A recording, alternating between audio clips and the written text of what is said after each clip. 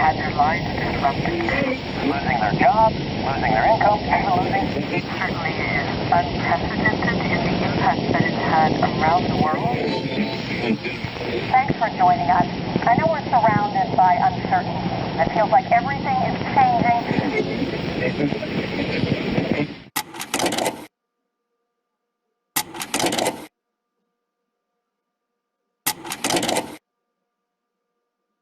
Julian Huxley once wrote that the basic elements in cultural transmission and transformation are psychological.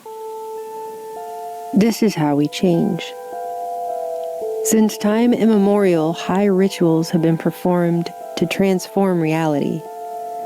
Ritual, a spiritual psychodrama of conscious, deliberate actions taken to facilitate change. Changes to the whole of the environment people exist in, starting with the mental landscape of the people themselves, the place where our reality is first born a dream. Artist Sharon Devlin once bluntly described the true purpose of ritual as being a method to alter one's mind. It's a sacred drama in which you are the audience as well as the participant, and the purpose of it is to activate parts of the mind that are not activated by everyday activity, she said. The mechanics of change through mechanism, a rhythm to sync to, merge and flow with, a magnetic draw drawing one down the path toward transmutation. Rituals are vehicles driving home those ideas. The information, the data, the symbols, which upon transmission create the language by which new society members communicate after they are initiated. This new language imparts a new understanding through definitions the ritual generates, meaning pegged to signposts of its own self-referential process, even if the original purpose gets lost in the repetition of action. A ritual initiation introduces and inducts one into the way, a new way of life or worldview, a program to guide beliefs and actions, enabling the initiate to become a full and true member of the new society. Note that ritual is not always a conscious action. Not everyone partaking in a ritual is always made explicitly aware that they are participants. And yet still, new patterns of thought, of significance, are drummed in, conscious or not. Ladies and gentlemen, this commercial is going to use subliminal advertising. An initiation ritual typically involves 3 stages. See if any of this sounds familiar to you. Because this is going to be transformative. First, isolation for purification. The initiate is separated from the mundane. Did you know mundane means of the world? School has been canceled, social events have been postponed. The initiate is largely removed from the otherwise familiar persons, places, and things one is used to, in order to be cleared of them. Stay home. Protect yourself. Protect our system. Stay home. Everyone must stay home. We have to stay home because if we don't, stay home, stay safe. Detached and insulated, purged, purified. An extraordinary time when we have to stay home. We have to stay physically distant from the ones we love. How we can change our day-to-day life to avoid direct face-to-face contact. Trying to keep yourself away from people as much as possible. An essential element of this separation from one's typical environment is the suspension of the normal rules of living that one is used to. The normal way. Normality, as it was before, will not come back. Much of the initiate's senses will be commanded and regulated at this time. In other words, the majority of what the initiate sees, hears, smells, touches, and tastes, if directly related, is deliberately controlled. These senses may be bombarded, modified, limited, or deprived.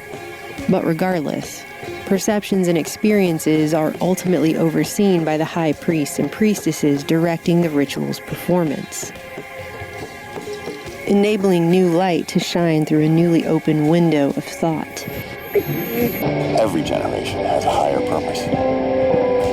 Ours is to stay home.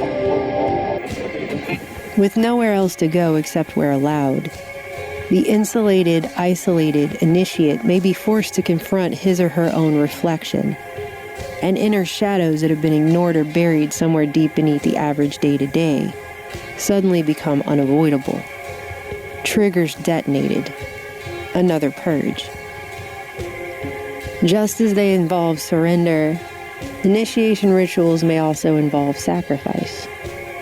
Both the tangible that can be held in a hand and the intangible, such as behaviors, may be given up by requirement. This wants us to change our routines, lifestyles and habits, and many will be desperate for life to go back. After all, for something to be given, something must also be taken. A token of submission, an ounce of blood, a pound of clay to be remolded. Society will undergo a radical transformation. Whether dramatically overt or deceitfully subtle, the ritual reinterprets. A new definition given. Training in the form of new behaviors and knowledge, including myths and codes. Our world is filled with codes, pacts, user agreements, subliminal messages. Necessary for new members to function properly in the society they are being inducted into, are all imbued at this time. Repetition is typical, as its use helps hammer the spell home. A new normal? A new normal. We have to accept a new normal. The wearing of masks may be required. Masking has traditionally played an important role in rituals of this kind. Meantime, New York City has joined Los Angeles, advising residents to cover their faces. Well, we've already seen a big jump in the number of people wearing masks. Well, they've announced that anybody who is flying on the plane is going to be having to wear a mask. See here right behind me, about half the folks in line at this market basket right now are wearing masks. Today there was a mandate that went into effect across the entire country to wear a mask. Enabling and hastening the suppression of ego to help facilitate a death of the old identity before the identification with and manifestation of a new one. Disguised under a mask and hidden away, the initiate is more easily able to transcend the self, pushed further toward that invisible line between the physical and spiritual realms. The fear that we have, the anxiety that we have, that's not just going to go away. Trauma is another aspect of this kind of initiation, and most especially to personalize the fear of death. People are dying, and nearly 6,000 Americans have died. Sometimes the act of dying is even ceremonially role-played. The dark beyond the darkness. The yawning abyss. I thought I was going to die, and I've never been faced with death before. Only after death is confronted can the initiate be symbolically resurrected, reborn anew. To go to sleep in one world and wake up in another. While the process that is playing out is quite coordinated and sophisticated in reality, it may be executed in a purposefully confusing manner. Thanks for joining us. I know we're surrounded by uncertainty. It feels like everything is changing. So that the goalposts seem to keep moving back and forth, up and down, here now there, rendering the initiate unable to find solid mental ground from which to make logical sense of anything. We're trying to figure out how to do this every week because everything changes constantly. This disorientation is key. The uncertain timing generates a general anxiety, further removing the initiate from reality and leaving him or her more susceptible to a type of Pavlovian conditioning. This weakens the defenses just as a virus would, only this has the potential to break down the individual much more completely than a virus would. I know we're surrounded by uncertainty. Whatever the finer details, the previous way of life is shed like an old skin. At the end that comes before the beginning, the change begins. This is the second phase, the transition.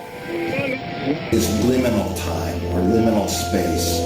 The word liminal literally means a threshold, that we're on a threshold of a new time, a new way of doing things in our society, that there's going to be some transformation.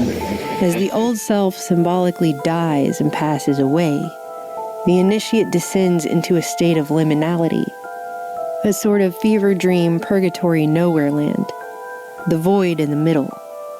Thus the old self dies as the initiate is purified. Now a white room, a blank canvas washed and primed and desperate for paint, a tabula rasa. At the same time his old existence and way of life dies, the initiate transcending it is gradually being processed, reprogrammed, and incorporated into his or her new environment. Because this is going to be transformative. It is going to be transformative on a personal basis, on a social basis, on a systems basis. We're never going to be the same again. Reformed, reconstituted, and rebirthed into the new world that awaits at the end of the tunnel. As a society, beyond just this immediate situation, we should start looking forward to understand how this experience is going to change us, or how it should change us. This is the final phase of the ritual, integration. And everyone wants to know, is this the new reality? Too early to say that we're looking at something closer to a reformation. We're waking up to the new normal. When do we get back to normal? I don't think we get back to normal. This is an extraordinary time where we have to accept a new normal. Society will undergo a radical transformation. And if you're feeling alone, just remember, we are alone together. And as a new normal descends, it can feel so solitary. And yet, we're all alone together. Does any of this sound familiar now?